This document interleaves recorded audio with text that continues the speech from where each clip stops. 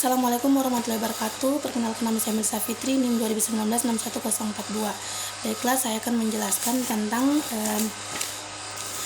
tentang tugas tentang keterampilan mengajar. Saya akan mulai dari mengajar kelompok kecil. Mengajar kelompok kecil dalam satu kelas. Tentunya siswa itu memiliki perbedaan masing-masing. Contohnya perbedaan dalam sistem pembelajaran.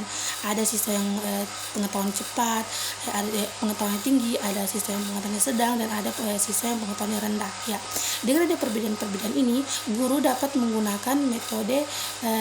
menggunakan keterampilan belajar mengajar dengan menggunakan mengajar kelompok kecil.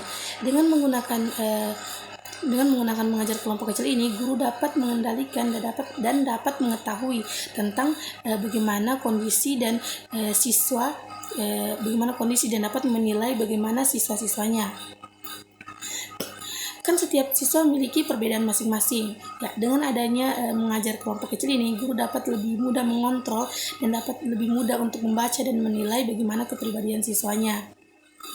Contohnya seperti ada siswa yang mungkin kurang mampu dalam menanggapi pembelajaran. Dengan adanya keterampilan mengajar kelompok kecil, guru dapat bisa dengan mudah untuk mendekatkan diri dengan siswa tersebut dan bisa mengajarkan secara perlahan agar siswa tersebut bisa mampu dan bisa lebih mudah untuk memahami pembelajaran yang diberikan oleh guru. Terus kemudian yang kedua, memberikan penguatan.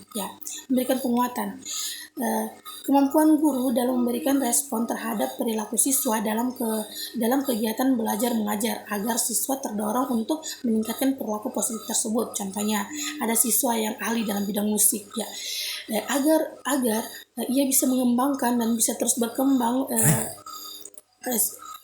berkembang tentang keahlian yang ia miliki ini. Seorang guru harus memberikan penghargaan atau penguatan kepada siswa tersebut. Dengan begitu, siswa tersebut bisa mampu untuk mengembangkan dan lebih termotivasi karena adanya penguatan dan penghargaan dari guru.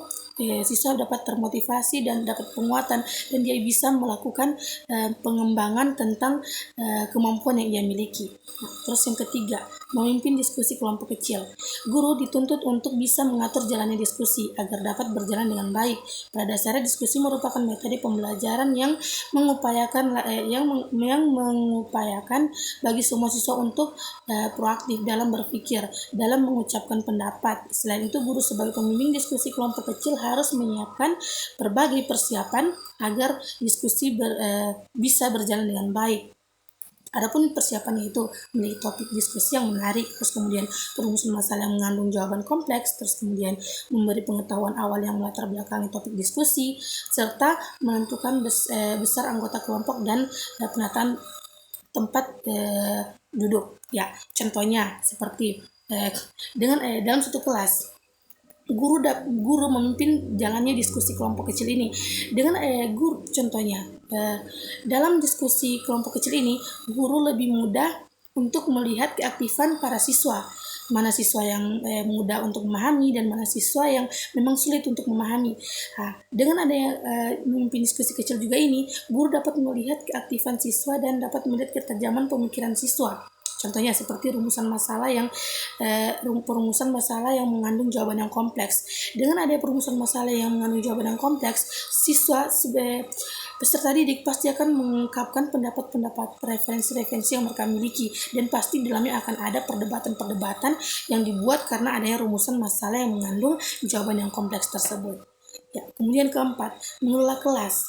Keterampilan guru untuk menciptakan dan memelihara kondisi pembelajaran, yaitu mewujudkan kondisi kelas baik sebagai lingkungan belajar maupun sebagai kelompok belajar. Kemudian dapat mengatur proses pembelajaran agar terhindar dari segala kehalangan. Terus kemudian ketiga, menyediakan fasilitas serta perabot belajar sesuai dengan pembelajaran. Contohnya seperti guru seni budaya. Untuk melakukan praktek, untuk membuat bunga atau melakukan praktek, tentunya pasti membutuhkan alat-alat atau fasilitas untuk bisa membuat bunga atau membuat praktek tersebut. Disinilah guru berperan penting, yaitu guru mengelola kelas agar proses pembelajaran tersebut bisa berjalan dengan baik dengan cara guru menyiapkan bahan-bahan atau alat-alat yang akan digunakan dalam pembelajaran tersebut. Kemudian kelima, mengadakan variasi. Ya, maksudnya di sini guru mengubah tingkah laku, sikap, dan perbuatan guru dalam konteks pembelajaran mengajar yang bertujuan untuk mengatasi kebosanan siswa sehingga siswa memiliki minat belajar yang tinggi terhadap pembelajarannya. Ya, maksudnya di sini contohnya dalam satu kelas tentunya kalau gurunya cuma menjelaskan toh saja, tentunya siswa akan merasa bosan ya. Dengan adanya variasi pembelajaran ini, seorang guru bisa menghilangkan rasa bosan tersebut dengan cara kita bisa belajar sambil bermain. Contohnya belajar matematika, kita bisa menggunakan handphone atau bisa menggunakan alat-alat media komunikasi. Ya, dengan adanya alat-alat tersebut kita bisa belajar dan bermain seperti belajar matematika, tentunya baik di HP, di handphone, aplikasi-aplikasi belajar matematika tentang berhitung, tetapi dalam bentuk yang lucu-lucu begitu. Ya, dengan adanya alat-alat seperti itu bisa menghilangkan rasa kebosanan siswa dan muncullah rasa-rasa ingin tahu dan semangat dari siswa untuk tetap belajar. Ya, terus yang keenam, menjelaskan. Menjelaskan ini merupakan bagian yang penting karena pada dasarnya sebelum melakukan pembelajaran masuk ke dalam inti pembelajaran tentunya guru harus menjelaskan terlebih dahulu. Ya, dengan adanya penjelasan ini siswa dapat mengetahui apa yang belum ia ketahui sebelumnya. Contohnya dalam satu kelas, dalam satu kelas ada siswa yang belum mengetahui tentang pembelajaran. Tentunya dengan ada penjelasan tersebut, siswa dapat mengetahui tentang apa pembelajaran akan dipelajari saat ini. Ya, terus kemudian bertanya. Dalam proses pembelajaran bertanya berperan penting karena pertanyaan guru dapat mendorong siswa untuk berpikir. Pertanyaan yang diajukan guru juga dapat meningkatkan partisipasi dan keterlibatan siswa dalam proses pembelajaran. Ya, dengan ada pertanyaan guru ini, dengan adanya dengan ada keterampilan bertanya ini, keterampilan mengajar bertanya ini, di sini dapat menambah atau bisa mengingatkan kembali tentang pembelajaran sebelumnya terhadap siswa. Contohnya seperti setelah melakukan penjelasan dan memberikan contoh dan sebagainya, tentunya seorang guru akan bertanya kembali kepada siswa tentang apa yang dipelajari tadi agar bisa mengasah otak dan guru bisa menilai sampai di mana pengetahuan dan sampai di mana rasa mengerti siswa tersebut atau peserta didik tersebut.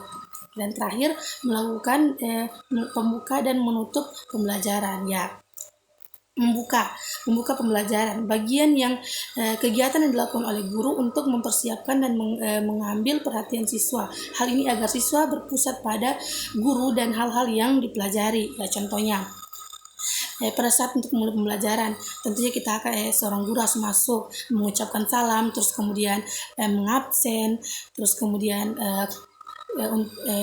memberikan permainan-permainan sebelum masuk kelas. Ya, pas itu dilakukan oleh seorang guru agar proses pembelajaran bisa tidak membosankan dan bisa menambah keinginan siswa untuk tetap belajar, bisa menambah pengenalan kelas itu bisa aktif.